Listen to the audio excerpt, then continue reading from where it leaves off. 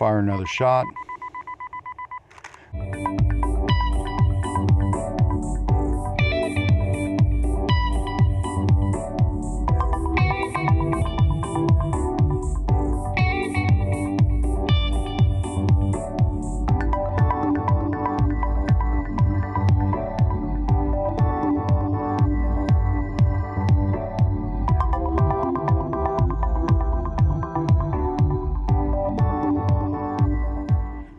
Well, hello. Kathy and I was out riding our bikes and I saw a dogwood tree. We are not in the Ozarks. We're at close to Texarkana and we're on the Texas side. And see if I can get a picture. It's a dogwood in bloom in these tall pine trees. I don't know if it'll make a good picture or not, but I'm gonna walk you through my thought process. And when the clouds come back over, well, that may not be the tree I was talking about. Nope. Seems like it's brighter.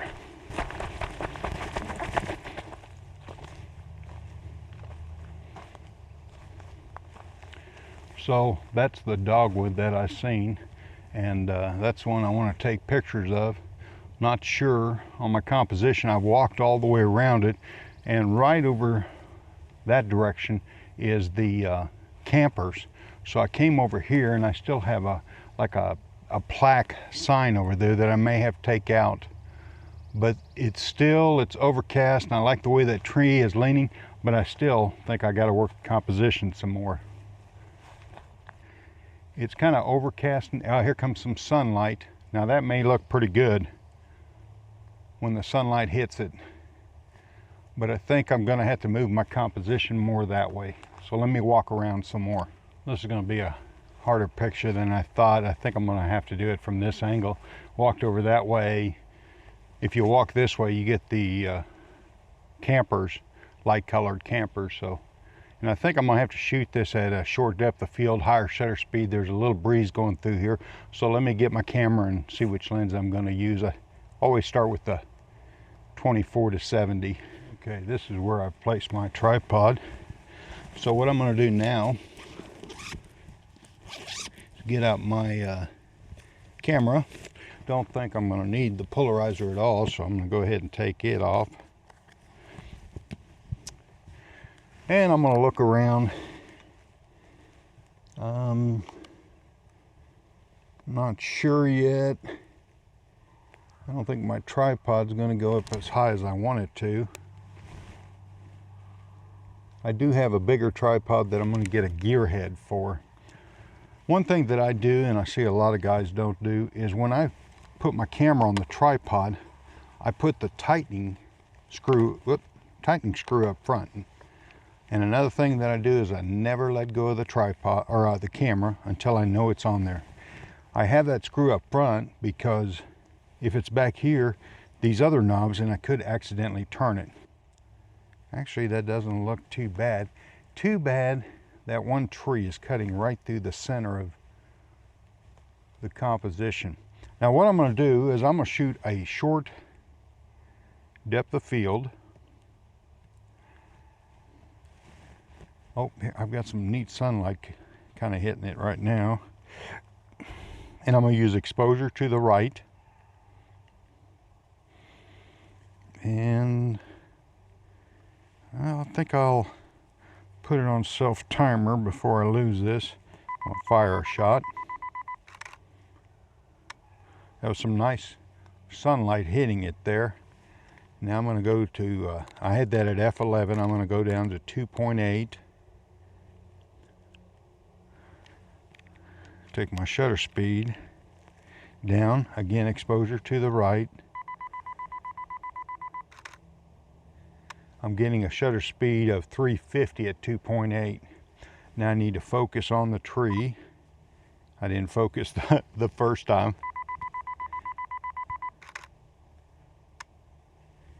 And now that quickly the sun has disappeared. So not sure, I kind of like this burnt tree. It looks like they've had a fire through here. I'm getting off and on sunlight. It looks like it's going to break through again, so I'm going to be ready at, again, 2.8. Maybe just a little wider. 2.8, focusing on the tree. There's a little breeze blowing. I don't know if you'll be able to hear it. I know why. Oh, here comes some pretty sunlight.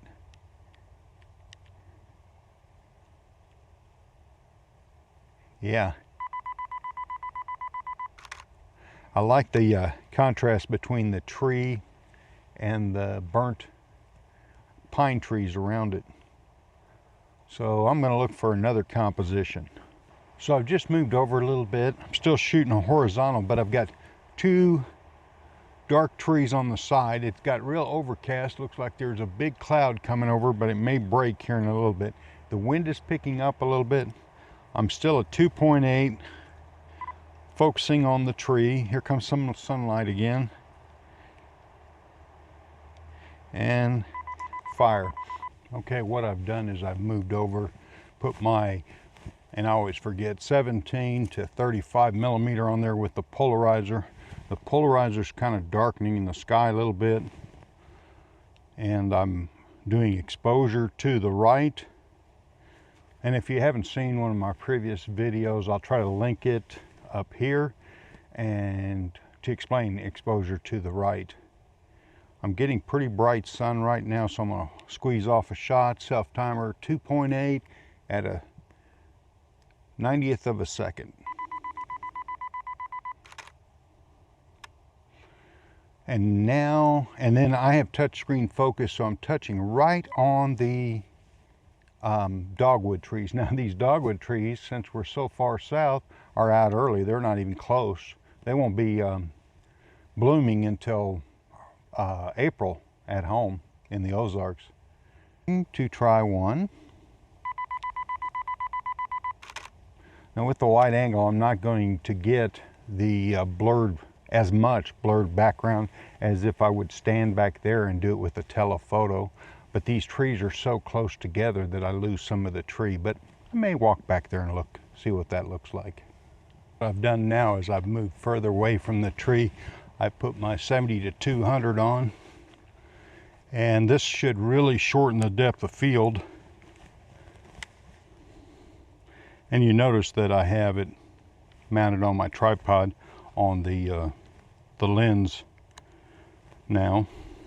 It might look pretty good. I think I'll put it at the top of the composition. I'm pulling back just a little bit. Something like that. And then again, I'm going to focus right on the, dogwood. I didn't tell you my ISO is at 64. That's the native ISO for this Nikon D850. Okay, now I'm going to focus on the dogwood. I'm going to pull my little rubber shade. This is an old Mamiya shade from years ago on that film camera. Check my exposure. Exposed to the right. Fire shot. Now that should decrease the depth of field. Should, because I'm using a telephoto lens, it should compress the scene a little more. And I may move back just a little more. So let's see.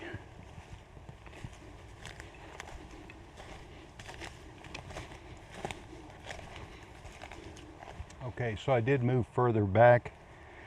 I'm wanting to overemphasize the depth of field. I'm shooting 2.8 at a 90th of a second on a tripod.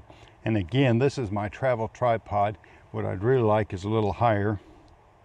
I'm exposing to the right. And I'm going to fire another shot. The reason I'm using self-timer, I have my trigger in the bag, but I just haven't got it out. Kind of like that. What I've got is these trees, kind of dark.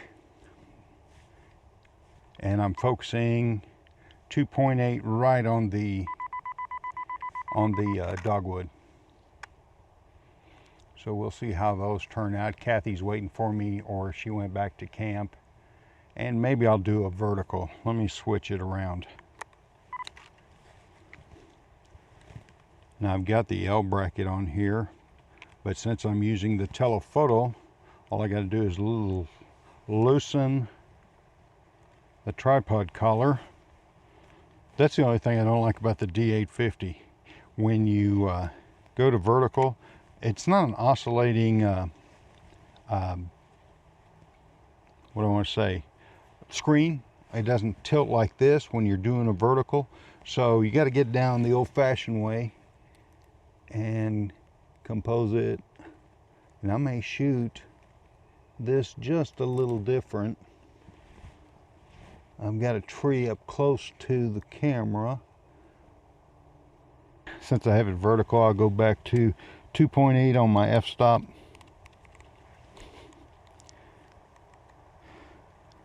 And my shutter speed is going to be way up there because I'm at 800. I may zoom in a little more.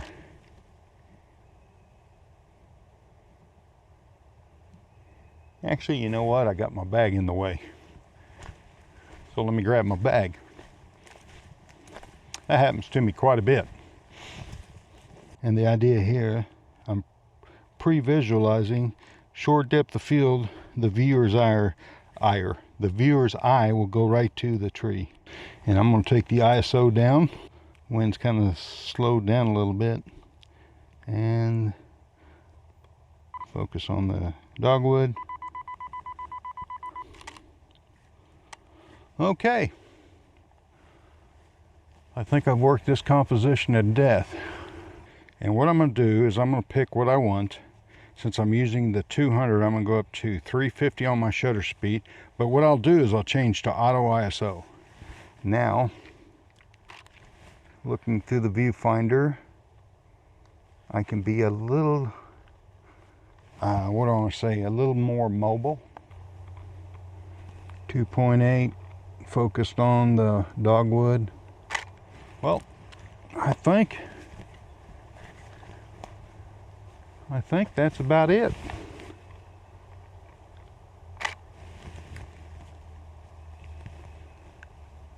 There are neat trees down here though. So what I'll do is I'll put my camera gear away, and later on I'll take you to my computer and let you see what I've got.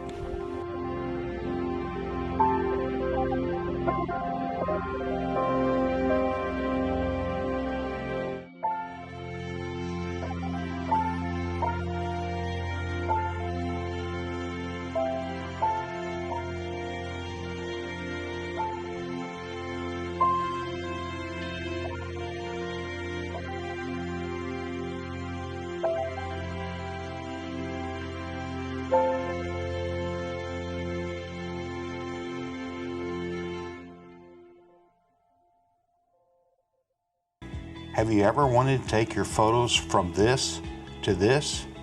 Then my photo workshops are designed for you.